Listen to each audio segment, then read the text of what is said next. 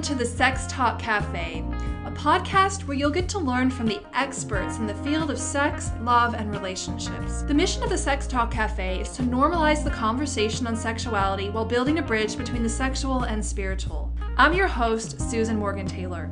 I'm a holistic sex therapist, intuitive coach, and specialist in women's sexuality and feminine spirituality.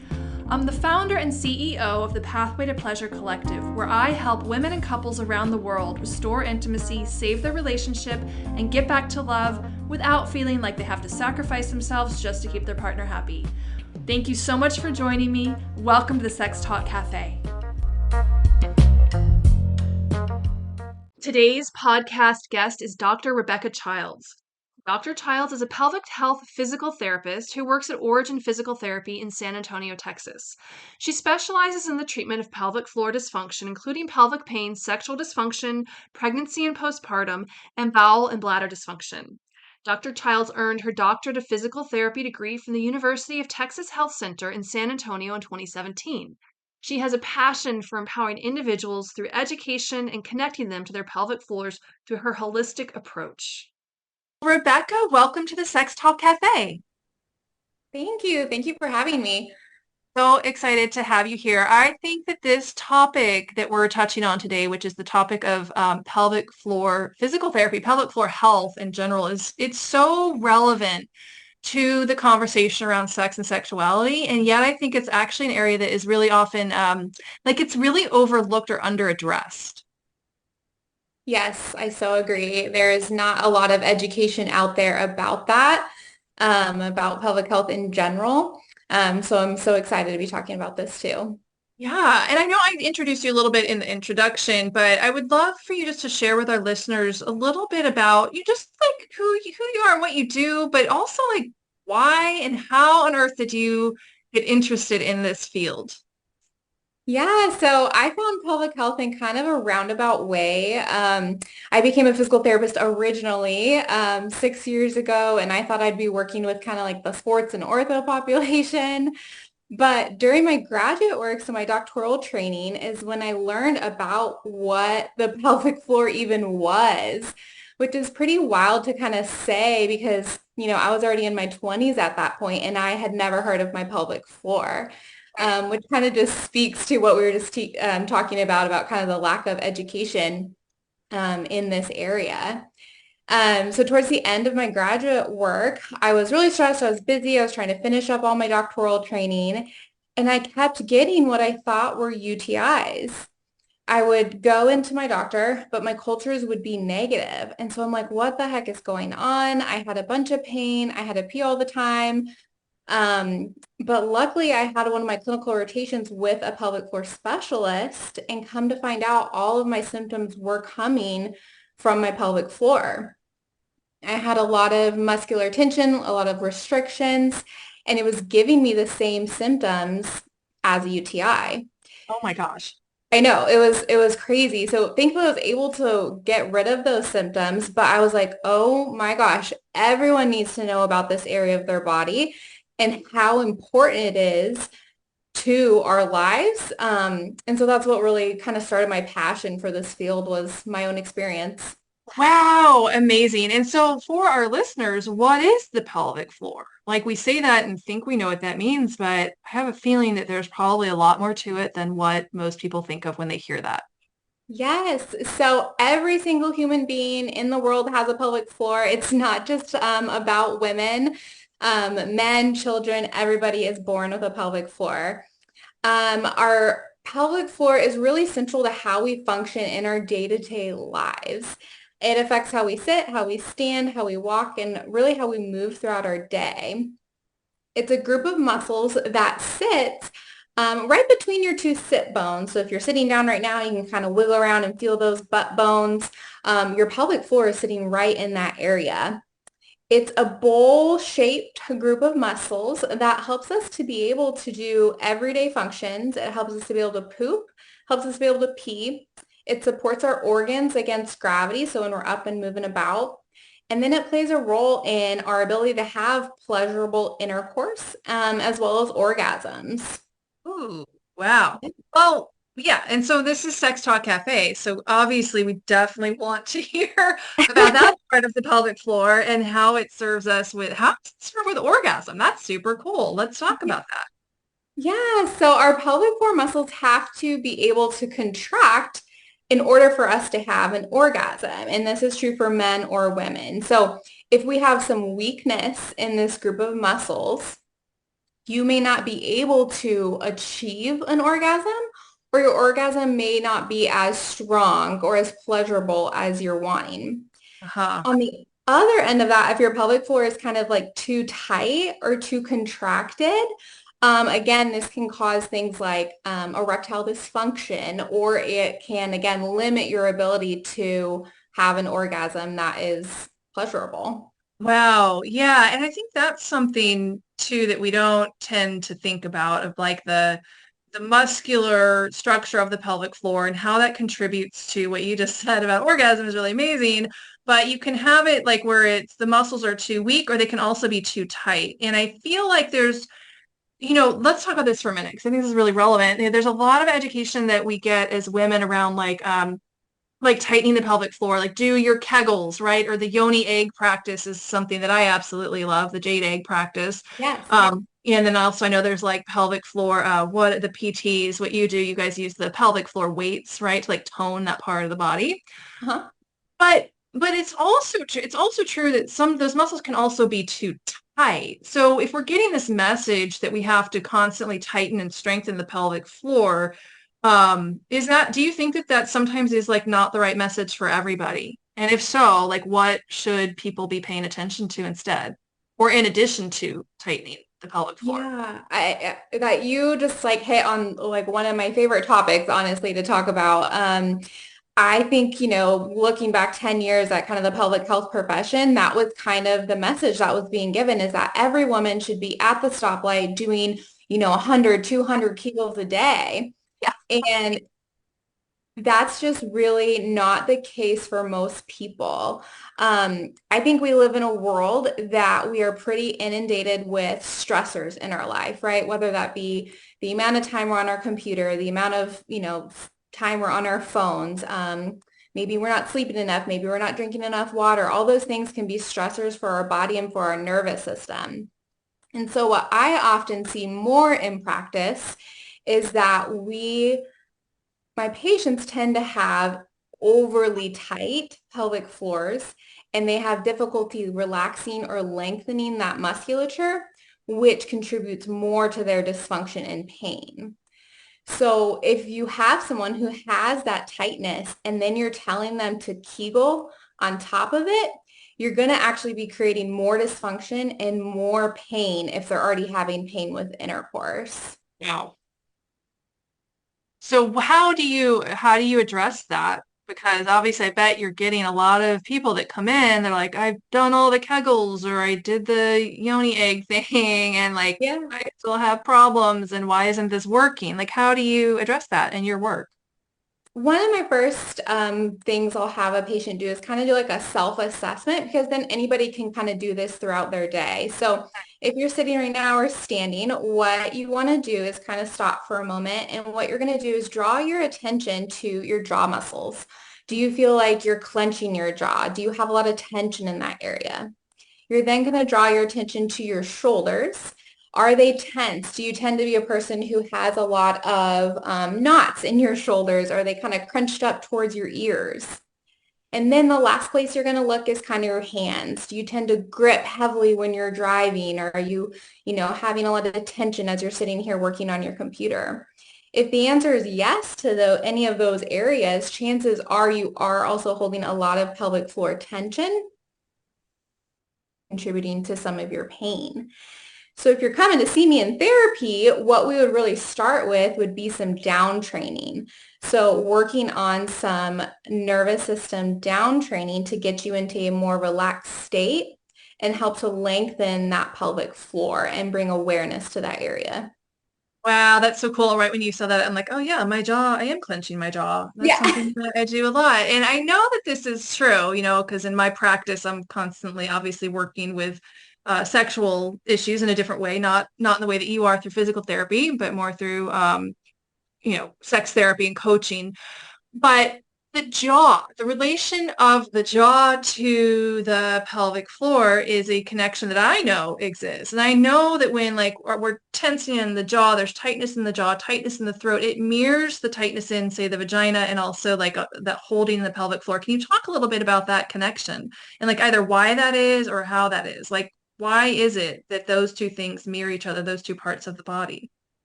Yes, so our jaw and our upper trap have direct kind of relation to our pelvic floor, and it's kind of through two different areas. One is a fascial connection. We have a fascial line that starts up in our neck and head area and goes all the way through our pelvic floor.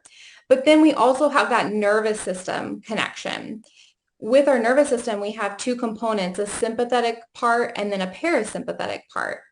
We know that if someone is staying in that more sympathetic state, meaning a more fight or flight state all day long, whether that be due to stress or they're just running around like crazy, our pelvic floor is then going to mirror that. So it's kind of twofold, definitely fascial, but then neural as well. Okay, yeah, that totally makes sense.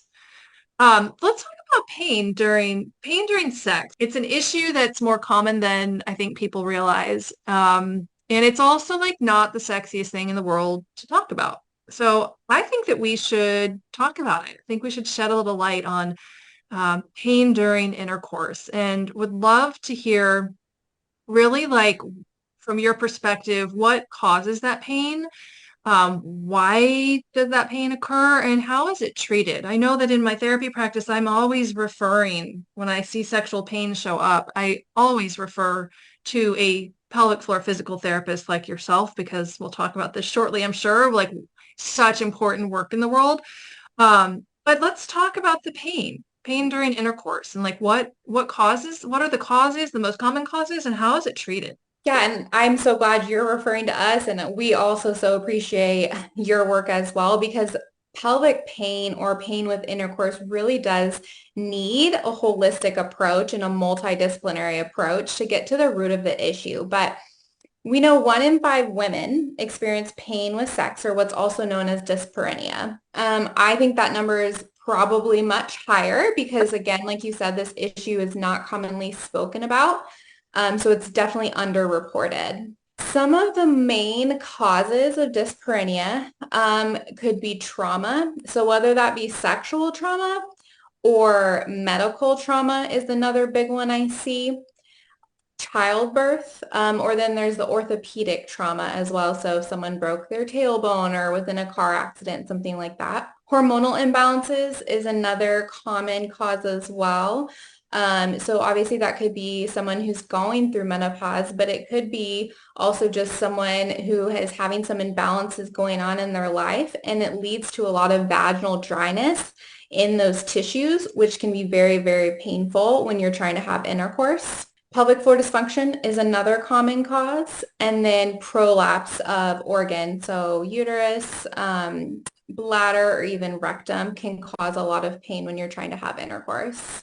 Yeah, nice. And I just want to add one thing to this list that I know and have experienced and see is also like when we don't, as women, when we don't give our bodies really time to like be ready for intercourse or penetrative sex, and we're letting stuff go in the vagina when the vagina is not really, and the labia and the whole vulvar area is not really warmed up and really engorged and like ready to have something in there, which would be a little bit of a different issue, I think, than what you're speaking to and what you treat. But I just feel like I want to like put that out there for our listeners that all of the stuff that you're saying are definitely causes and things that you work with, Rebecca, but also this whole idea of like really learning our anatomy, like as women, especially learning our pelvic floor anatomy and our sexual anatomy and understanding that you can't just go sticking stuff in there when it's not really like available and ready and open and relaxed, which could, theoretically can cause more trauma to the area in a sense. Would you agree? Oh, I 100% agree. I mean, I think pushing through pain in order to have penetrative intercourse, whatever that means for you, is really never a good idea. It's really best to be working with a pelvic floor therapist in conjunction with a sex therapist who can help address the pain you're having from all angles and then reintroduce penetration at the right stage of treatment. Like you were saying, when you are ready and when your body is Yeah. ready to accept that. Yeah. Well, what are some ways that how do you work with that? Like, can we talk a little bit about, like, let's say there's a woman that comes to see you who, let's just say she's really afraid and just her vagina's just not opening. Like penetration is like either been really painful or she's just really scared of it. What are there things that you can do to help that? Definitely. So in therapy, we definitely take a whole body approach. So we might start with more external work, so manual work to increase blood flow to the tissues, fascial work with some cupping, body work, or even using something like a dry needle to improve blood flow and regulation of that area to hopefully then eventually work on some of the musculature internally as well. But again, really taking cues from the patient and their body of what are you ready for, and how can we support you and get you to your goals. Yeah, and what would you say is the biggest obstacle? So, I know like people hear, oh, pelvic floor physical therapy, and even hearing you just now like describe the kinds of things that you would do. We're talking about like hands-on work in the pelvic floor in the genital area, correct? Correct. Yeah, so I'm really curious, what are some of the most common obstacles that potential clients who really need this work, like what are the obstacles they have to overcome inside themselves to really be able to to reach out to you and to receive this kind of help that they need. Because I know that people can hear like, oh, I'm referring you to a pelvic floor physical therapist. Like theoretically, there could be a lot of anxiety that comes up around that or a lot of uncertainty, like, whoa, what is this? And where are you going to be touching me? And I would just love to hear like from your experience and perspective, what some of those common obstacles are. And then also maybe like how you help people overcome them. I think the most common obstacle is the fear of the unknown and the anxiety around having someone work on your most sensitive and private areas. We do our best if patients have those questions. They can definitely always talk to a therapist prior to even coming in for the evaluation. But sometimes, honestly, on the evaluation, my whole evaluation is spent just on education and working on meeting that person where they're at to help them be able to receive the benefits from pelvic floor PT. If that's something that they're willing to do. Oftentimes, I also do work in conjunction with counselors as well, so that they can mentally prepare, which I think is probably just as important as physically. Absolutely. Yeah, I love that. What would you say in terms of like when we're talking about, this pain conversation, pain during intercourse, are there any sexual positions that you recommend to your clients that can be helpful or anything that people can work with so that they can, still engage in being sexual without it leading to pain? Yeah, definitely. So I think three or kind of two main things, and then I'll talk about the positions that a couple positions that I find helpful is lubrication. I think is so helpful if you're having any sort of pain. And I feel like sometimes people kind of roll their eyes like, oh, I don't need lubrication. But if there is pain involved, having an extra amount of lubrication can be really helpful, making sure you're lubricating either your partner or the strap-on, but then also making sure you're lubricating the vaginal tissues as deeply as you can. And then using supportive devices. So I love pillows, wedges, anything to make yourself as most relaxed and comfortable as you can be. You can even use something like an O-nut, which is basically like a bumper for, again, your penis or strap-on.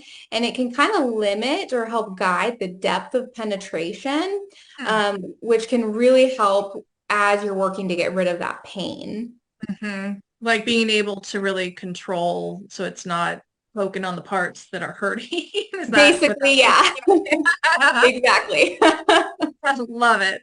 Hey, I'm kind of curious too, like going back to like one of the sources for pelvic pain that you mentioned had to do with hormonal imbalances and not necessarily just in a menopausal woman, but even in someone who's not experiencing hormonal changes with menopause. Sometimes you said there can be like dryness or hormonal sources of pain. And I would love to get your take on, well, actually, I have two questions around this. I think the first one is around the birth control pill, to my understanding, can actually cause an imbalance of, I think it's the testosterone. It can throw off testosterone levels in the woman's body and can cause pain in the outer part of the vagina. Is that something that you've encountered in your work? Yes, that is so interesting that you brought that up. Yes, the hormonal birth control pill is, or even IUD, can wreak havoc on our vaginal tissues, on our vaginal canal. Obviously, that's not the experience of everyone, but I have seen it that when people get off of that hormone replacement, causing an imbalance, it can be an imbalance in testosterone, but then also even the estrogen dominance that can occur because we're not ovulating often when we're on those pills. When they get off of them, their pain reduces dramatically and the health of their tissue and the suppleness and the lubrication of that tissue returns. Yeah, it's so amazing that can be a source of pelvic pain. And the second part of my question around this is, how do you diagnose that? So if a woman's coming in with pelvic floor pain or pain during intercourse, how do you determine the source of it? Like whether it is hormonal or not? It definitely takes time. It's kind of like peeling back the layers. We're going to look at it from a musculoskeletal standpoint, but we're always talking to them too about their diet, their lifestyle. What are you taking, supplements or medications? And kind of trying to peel back, okay, when did this start? How long has this been going on? And kind of piecing together the pieces. If we kind of have addressed a lot of the other components, and this is kind of the one thing that's glaring at me. I'm like, okay, this started around when you started on this new, birth control or whatever. You've seen this major increase in your pain since then. We haven't been able to get under control. Then that's a conversation with their OB/GYN usually, about like, hey, is there any other, options for this person, or talking with the patient and trying to have that conversation about maybe some non-hormonal options for birth control. To help them basically be able to get what they need from birth control, but then also help their pain. Yeah, awesome. What would you say? Let's flip the conversation here. So I'm really curious, like, what do you have anything you can offer to the partner of somebody suffering with pelvic pain or pain during intercourse? Any words of advice? If someone is listening to this show right now and they're not struggling with this issue, but they are with someone in an intimate relationship who does struggle with it. Yeah, it can be a hard position to be in. I think sometimes the partner just wants, the other partner to be fixed. Yeah. And we always encourage, or I always encourage partners to come into our sessions if that is helpful, so that we can communicate about what is going on or what we found in therapy. And then helping them to support their partner, whether that be, helping them to lubricate or doing some relaxation and some breathing together to really get in sync. And then again, I always refer them to a sex therapist, usually, since you're the expert in that area. Hey, so wow, I didn't know that. So you encourage and allow the partners to come in to the sessions with you. Yes, as long as it's a safe environment for my patient, and they're willing to have their partner come in, which usually they are because they're looking for help in that area. Right. Then yes, that we can practice, different techniques, and Oh, that so they can help. I love it. So I kind of feel like, I mean, I know so your work is mostly around women's sexual health. Is that true? Did I get that Yeah, correct? women are, I would say, are the majority of my population. I do treat men as well. Yeah. But Okay. yeah. Yeah, I want to just touch briefly on like men, and do men also encounter pelvic pain? And if so, like what tends to be the causes in men? In the male population that I've seen, I have found more often than not that they have an overactive pelvic floor. Okay. So a lot of tightness. We treat men rectally, obviously, just due to their anatomy, But we have the same musculature basically with men or women. So being able to treat those muscles, trigger point release, and then again, it's a lot of nervous system down training and a lot of breathing to help them be able to relax their pelvic floor. I think sometimes men get in this habit of doing some squeezes, maybe without even being realizing it. Kind of like a Kegel, I guess, in a sense, and it leads to a lot of overactivity in their pelvic floor. What are some of the symptoms? Like, how does that manifest in a man?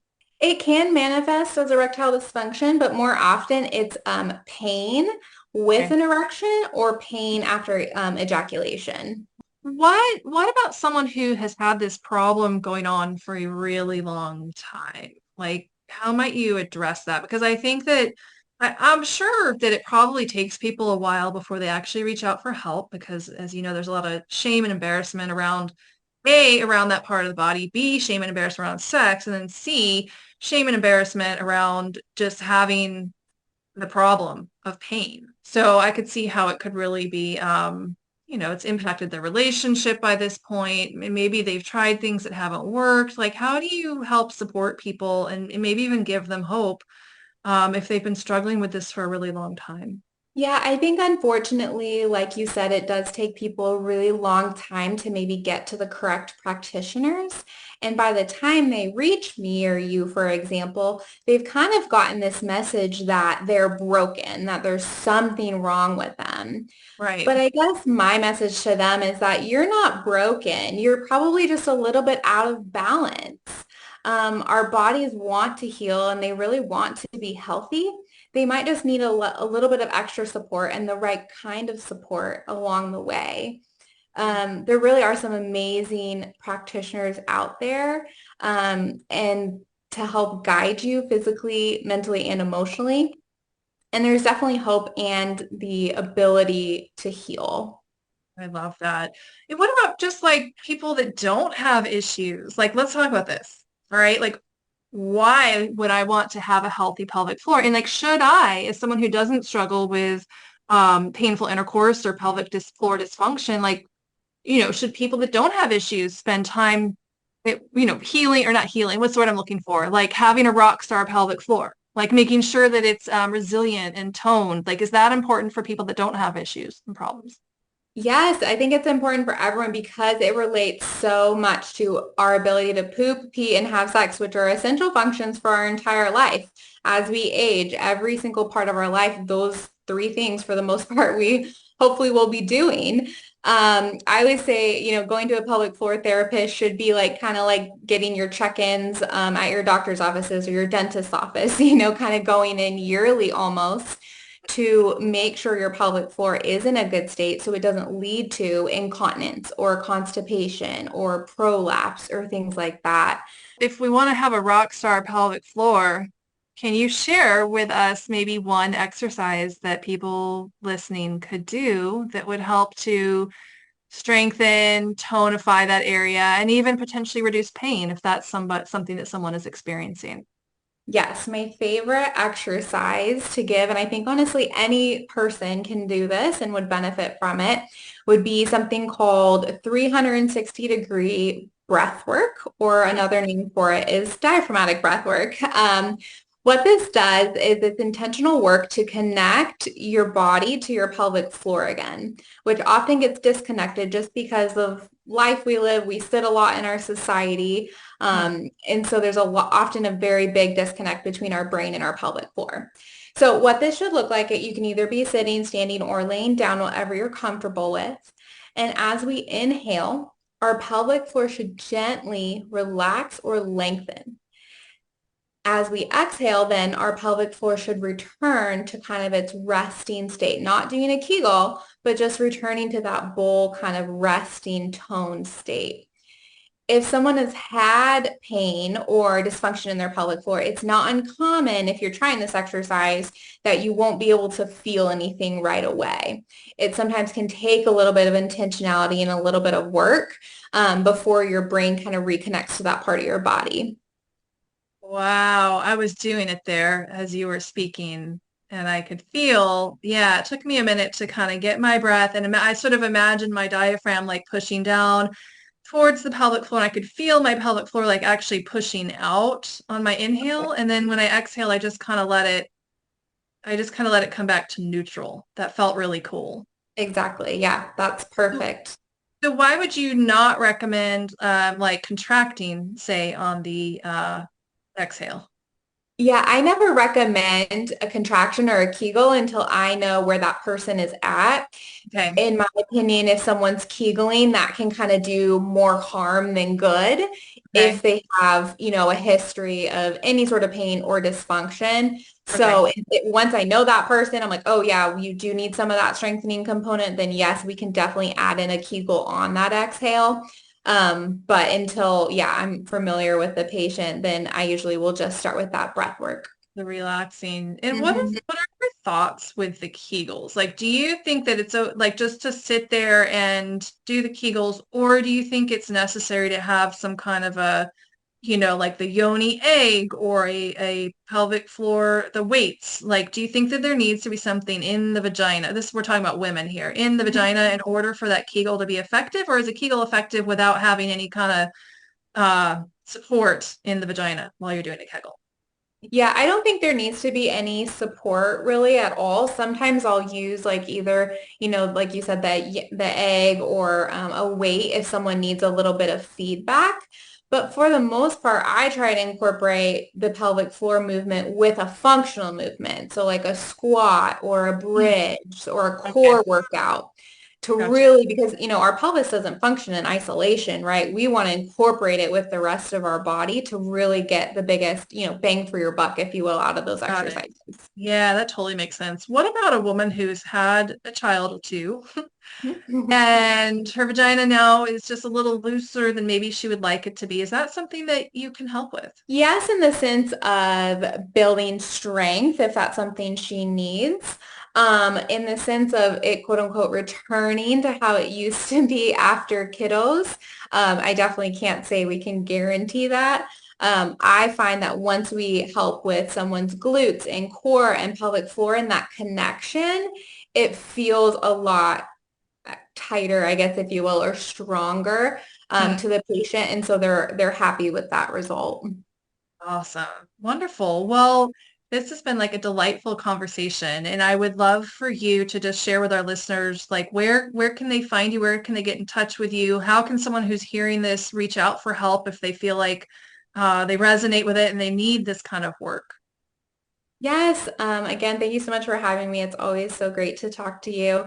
But patients can find me at Origin Physical Therapy. I work in San Antonio, Texas. But we do actually offer services nationwide virtually, which is an awesome component if someone is not ready to come in to an in-person session for, to start. So you can find us online. You can book online. And then we have a lot of good free resources as well on our website, kind of what to expect from pelvic floor therapy, who we are, what we do. And then we have Instagram as well. I'll give you my Instagram and you can link it. But I'm Dr. Rebecca on Instagram, and then there's Origin Physical Therapies on Instagram as well.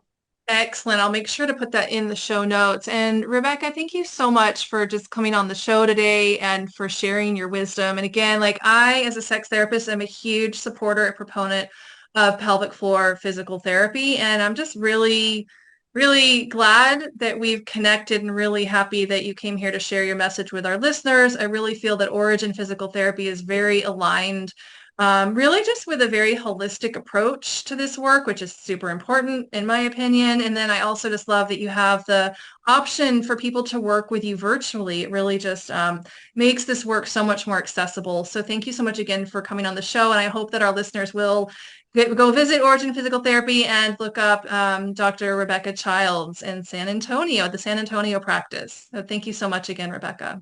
Thank you so much, and thank you for all your work you do as well.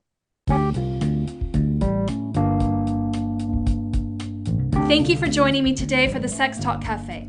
Please be sure to show your support by subscribing to this podcast and sharing it with your friends. To keep in the loop on future events and happenings, and to grab your copy of our free ebook, The Pleasure Keys, 7 Secrets to Feminine Sexual Fulfillment, visit us online at pathwaytopleasure.com.